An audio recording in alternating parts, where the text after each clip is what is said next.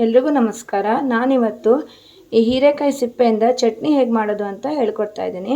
ಸುಮ್ಮನೆ ಹೆಸರೇ ಇದು ವೇಸ್ಟ್ ಆಗೋಗುತ್ತೆ. ಸೊ ಇದನ್ನು ಚಟ್ನಿ ಮಾಡ್ಕೋಬೋದು.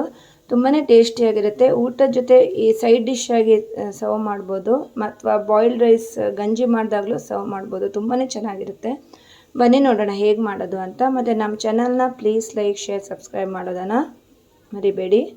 ಈ ಸಿಪ್ಪೆ ಇದೆಯಲ್ಲ, ಹೀರೆಕಾಯಿ ಸಿಪ್ಪೆಯನ್ನು ಒಂದು ಕಾವಲಿನಲ್ಲಿ ಫ್ರೈ ಮಾಡ್ಕೋಬೇಕು.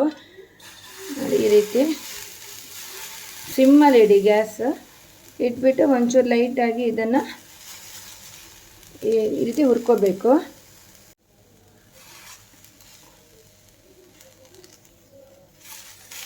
ಈ ರೀತಿ ಹುರ್ಕೊಳ್ಳಿ. ಒಂಚೂರು ಬ್ರೌನಿಷ್ ಆಗಬೇಕಿದು ಕಲರ್, ಅಷ್ಟವರೆಗೂ ಹುರ್ಕೋಬೇಕು. ಸ್ಮೆಲ್ ಬರಬೇಕು ಇದರಿಂದ, ಅಷ್ಟವರೆಗೂ ಫ್ರೈ ಮಾಡ್ಕೋಬೇಕು.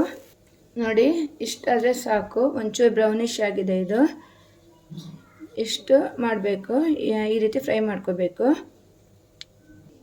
ನೋಡಿ, ಇವಾಗ ಚಟ್ನಿಗೆ ಏನೆಲ್ಲ ಆಗಬೇಕಂದ್ರೆ ಅರ್ಧ ಕಪ್ ಕಾಯಿ ತುರಿ, ಒಂದು ಸ್ವಲ್ಪ ಇದು ಹುಣಸೆ ಹುಳಿ, ಇಷ್ಟು ಸಾಕು. ಆಮೇಲೆ ಒಂದು ಹಸಿಮೆಣಸಿನ್ಕಾಯಿ, ತುಂಬ ಖಾರ ಇದೆ ಇದು.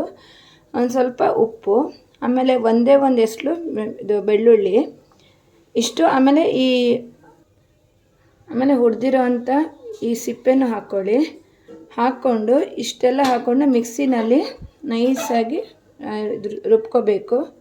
ನೋಡಿ, ಎಲ್ಲ ಇವಾಗ ಮಿಕ್ಸಿನಲ್ಲಿ ಹಾಕಿದ್ದೀನಿ. ಒಂದು ಸ್ವಲ್ಪ ಇದು ನೀರು ಹಾಕಿ ಚಟ್ನಿಗೆ ಹೆಂಗೆ ರುಬ್ಕೋತೀವಲ್ಲ ಹಾಗೆ ರುಬ್ಕೋಬೇಕು. ನೋಡಿ, ಇವಾಗ ಚಟ್ನಿ ರುಬ್ಬಿದ್ದಾಗಿದೆ. ಹಿಂಗಾದರೆ ಆಯಿತು, ಇಷ್ಟೇ. ಇದು ತುಂಬಾ ಟೇಸ್ಟಿಯಾಗಿರುತ್ತೆ. ಅಂದರೆ ಅದು ಈ ಸಿಪ್ಪೆ ಸ್ಮೆಲ್ ಬರ್ತಾ ಇರುತ್ತೆ, ಹೀರೆಕಾಯಿ ಸಿಪ್ಪೆದು. ತುಂಬಾ ರುಚಿಯಾಗಿರುತ್ತೆ. ನೀವು ಒಂದು ಸಲ ಟ್ರೈ ಮಾಡಿ ನೋಡಿ. ನೋಡಿ, ಹಿಂಗಾಗುತ್ತೆ.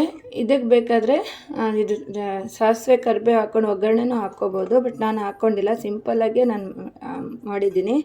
ಬಟ್ ಇನ್ನು ಸಿಂಪಲ್ಲಾಗಿ ಮಾಡಿದ್ರೂ ತುಂಬಾ ಟೇಸ್ಟಿಯಾಗಿರುತ್ತೆ.